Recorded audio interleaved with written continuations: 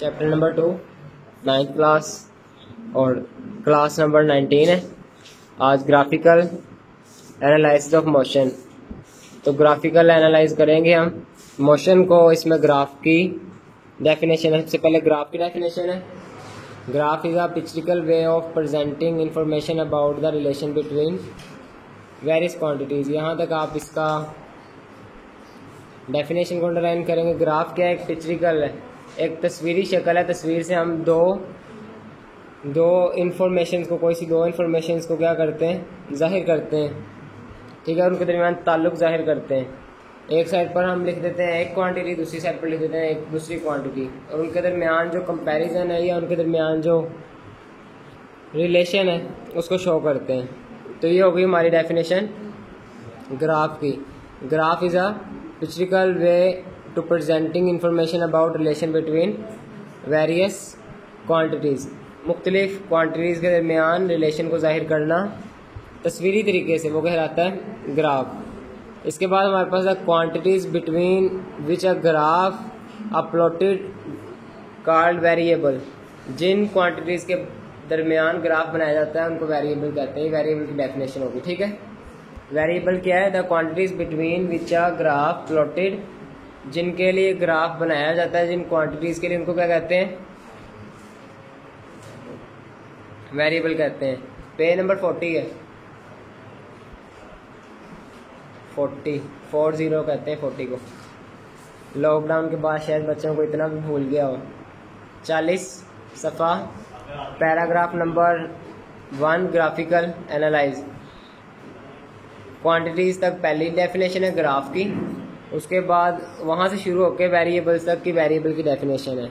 One of the quantities called independent quantity. इनमें से एक क्वांटिटी कहलाती है independent, and other quantities called dependent quantity. अब इंडिपेंडेंट क्वांटिटी क्या है? जो चेंज होती जाएगी, ठीक है। और एक क्वांटिटी क्या होती है? वो चेंज नहीं होती।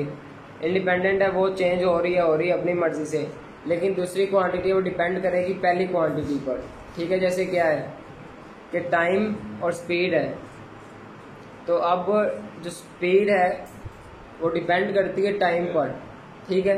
तो इस तरह एक डिपेंडेंट हुई और एक इंडिपेंडेंट हुई। तो अब इसमें क्या क्या सीखा हमने? ग्राफ की। ग्राफ पिक्चरिकल वे है क्या करने के लिए? रिलेशन को जाहिर करने के लिए किसके दरमियान? दो मुख्तलिफ मिकदारों के दरमियान, वेरियस क्वांटिटीज़ के दरमियान। उसके बाद quantities which are graph plotted, वो क्वांटिटीज़ जिनके लिए ग्राफ बनाया जाता है उसको कहते हैं वेरिएबल। और एक क्वांटिटी जानी जाती है इंडिपेंडेंट के तौर पर, दूसरी क्वांटिटी डिपेंडेंट के तौर पर। अब डिस्टेंस टाइम ग्राफ है, तो डिस्टेंस टाइम ग्राफ के लिए हम डिस्टेंस टाइम ग्राफ बना लेते हैं और इस पर बात कर लेते हैं।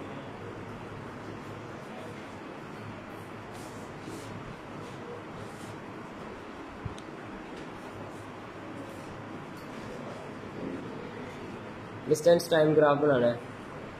ये हमारे पास एक ग्राफ की शक्ल बना लेते हैं। जैसे कि आप डायग्राम नंबर बच्चों देख लें, 2.18 देख लें, नज़र आ रही सबको? 2.18 देख लें। कुछ ऐसी शक्ल बनाएंगे। ये जो हमारे पास एक्सिस है ना, ये वाले, इसको हम कहते हैं वर्टिकल, और जो ये नीचे वाला है इसको कहते हैं हॉरिजॉन्टल। वर्टिकल जैसे बच्चों ये क्लास देखो, क्या कौन है इधर देखो, इस क्लास में गौर करेंगे तो हमें वर्टिकल और हॉरिजॉन्टल देखेंगे ग्राफ की तरह। ये जो दीवारें हैं ये हमारी वर्टिकल है, और जो हमारा फर्श है ये क्या है? हॉरिजॉन्टल। दो चीज़ें हमने सीख लेनी है, वर्टिकल और हॉरिजॉन्टल। अब ये देखो इधर, ये है रॉड, ये यहाँ पर क्या है? वर्टिकल है कि हॉरिजॉन्टल है? तुम तीनों ने तो फौरन कह, दोनों ने कह दिया, तुमने नहीं बोला। क्या है? ये वर्टिकल है, ठीक है। जितनी भी चीज़ें ऐसी होंगी ना अमुदी, उनको कहेंगे वर्टिकल, और जो चीज़ें ऐसी होंगी उनको कहेंगे उफकी यानी हॉरिजॉन्टल, ठीक है। अब बच्चों हमारे पास दो किस्म के यहाँ पे आ गई हैं चीज़ें, तो हमने क्या करना है? जो टाइम होगा ना, टाइम शो करेंगे हॉरिजॉन्टल पर, और जो हमारा और क्या है डिस्टेंस है या डिस्प्लेसमेंट है वो जाहिर करेंगे वर्टिकल पर। ठीक है, जैसे कि अगर इस क्लास में हम ग्राफ बनाए तो ये जो हमारे पास दीवारें होंगी वो शो करेंगी डिस्टेंस को, फासले को, और जो हमारा फर्श होगा वो टाइम को। तो आप लोग ज़्यादातर ग्राफ पे गौर करेंगे कि टाइम को हमेशा हम किस पर शो कर रहे हैं, हॉरिजॉन्टल पर। 2.18 देख लें, 2.19 देख लें, हमारा जो हॉरिजॉन्टल लाइन है, हॉरिजॉन्टल लाइन शो कर रही है टाइम को। तो वही हमें डिस्टेंस वाले में पैराग्राफ में सिखाया गया है कि जो हमारी हॉरिजॉन्टल लाइन है वो टाइम को शो करेगी। यहाँ हम एस लिखेंगे यानी सेकंड, और यहाँ मीटर लिखेंगे यानी कि एम लिखेंगे यानी कि मीटर। अब it is useful to represent a motion of objects using a graph. The terms distance displacement are used interchange when the motion is in straight line. Similarly, if a motion in a straight line, then the speed velocity also used interchangeably in the distance graph. अब distance graph अगर पूछा जाए तो आपने ये अंदर इतनी बातें लिखने की जरूरत नहीं, कोई 2-3 लाइनें इसमें से जौन सी अच्छी लगें याद कर लेना। और आप लोगों ने क्या करना है, ग्राफ बनाना आना चाहिए। तो कोई भी ग्राफ बना दीजिएगा। जैसे हमारे पास आपने इस तरह करना है, पहले एक ग्राफ की शक्ल देनी है, यानी एक ग्राफ सा बना के जो साइड पर आप देख रहे हैं इस तरह एक ग्राफ बनाना है। हॉरिजॉन्टल पे क्या रखते हैं हम, हॉरिजॉन्टल पे क्या लिखते हैं, हॉरिजॉन्टल शो करता है टाइम को, और वर्टिकल शो करता है डिस्टेंस यानी फासले को मीटर्स में। तो हम इस साइड पर लिख देंगे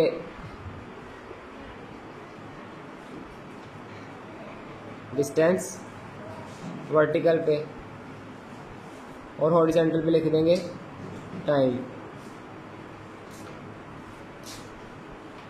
तो इस तरह हम ग्राफ बना सकते हैं।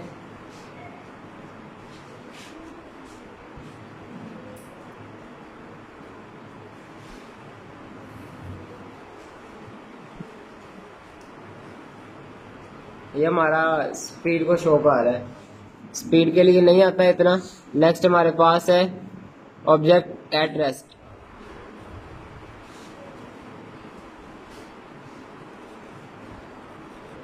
पैराग्राफ नंबर 3 है।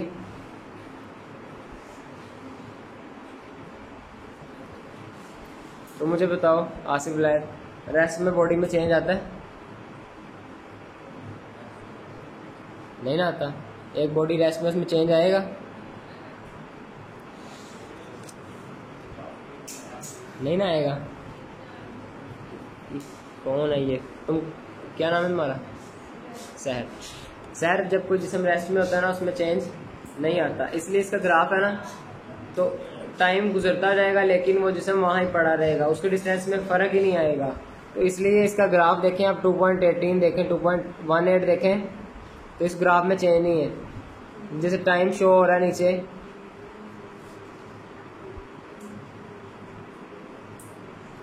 लेकिन जहाँ हमारे जिस्म का डिस्टेंस था वहाँ का वहाँ टाइम चेंज होता गया लेकिन डिस्टेंस चेंज नहीं हुआ, इसलिए इसका ग्राफ एक सीधी लाइन होती है। क्योंकि रेस्ट में जिस्म हरकत नहीं करता, जहाँ था वहाँ ही रहेगा। याद है एक चीज़ को हमने कहा था, डिपेंडेंट एक इंडिपेंडेंट है। यहाँ पे जो हमारे पास डिस्टेंस है वो क्या है, डिस्टेंस हमारे पास जो है वो है डिस्टेंस, यहाँ पे शो करते हैं हम, डिस्टेंस हमारे पास इंडिपेंडेंट है, उसके ऊपर किसी चीज़ का कोई असर नहीं है। टाइम बदलता जा रहा है, और ये जो ये हमारे पास इंडिपेंडेंट है, ये डिपेंडेंट है। तो टाइम हमारे पास डिपेंडेंट और फासला इंडिपेंडेंट है। डिस्टेंस वहाँ का वहाँ ही है आज़ादी से, लेकिन टाइम बदलता जा रहा है। ठीक है। Object moving uniform speed, uniform speed की डेफिनेशंस आपको करवा चुका हूँ, यानी कि जिस्म है वो डिस्टेंस जो है वो इक्वल टाइम इंटरवल्स में इक्वल ही तय करे, इक्वल इंटरवल और इक्वल ही डिस्टेंस कवर करे। ठीक है। तो यहाँ पे सिंपली पहले हम ग्राफ बना लेंगे, एक ग्राफ की शक्ल बनाकर एक साइड पर टाइम और एक साइड पर फासला। अब जैसे यहाँ से ग्राफ की पहली लाइन है, यहाँ पे 10 मीटर है और यहाँ पर 1 सेकंड है, 5 सेकंड है। यहाँ पे हमारे पास 10 सेकंड, 20 मीटर, 30 मीटर और यहाँ पे हमारे पास 15 मीटर और 20 मीटर।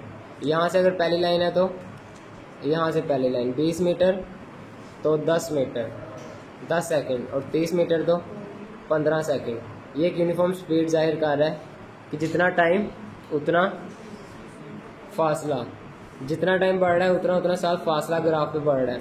तो एक यूनिफॉर्म स्पीड को शो कर रहा है। ठीक है, आगे हमारे पास वेरिएबल स्पीड है। तो वेरिएबल का मतलब होता है इसकी कोई एक, यानी जो मुस्तकिल नहीं होता, मुतगय्यर होता है, चेंज होता रहता है, कोई भी वैल्यू हो सकती है, कोई भी कीमत हो सकती है। तो variable speed, object is moving with variable speed. तो वेरिएबल स्पीड है, बस सिंपली एक हम ग्राफ बनाएंगे और उसके अंदर नीचे टाइम लिखकर तो एक ऐसे लाइन लगा देंगे जो कि शो कर रही है कि स्पीड कभी बढ़ रही है और कभी कम हो रही है। तो यहाँ तक आप लोग आज ग्राफ्स देख कर आएंगे। अब इनके ऊपर इनके पैराग्राफ्स में देखते हैं कि कुछ याद करने वाला खास है। तो इधर देखें, object moving with a constant speed, paragraph number 3 में the speed of an object set to be constant if covered equal distances in equal time interval. ये डेफिनेशन है, याद रख के आना यहाँ तक। जब मैं आपको ये ग्राफ बनाने को तो साथ आप ये भी लिखेंगे। ठीक है, उसके बाद when object does not cover equal distances with equal time intervals, its speed is not constant. In case of distance, time graph is not straight as shown in the figure. यहाँ स्ट्रेट तक, बस not straight तक आप लोग करके आएंगे इसका। ठीक है, आप अपनी अपनी बुक अपने पास खोलें तो मैं आपको आके आपके पास वजाहत कर देता हूँ।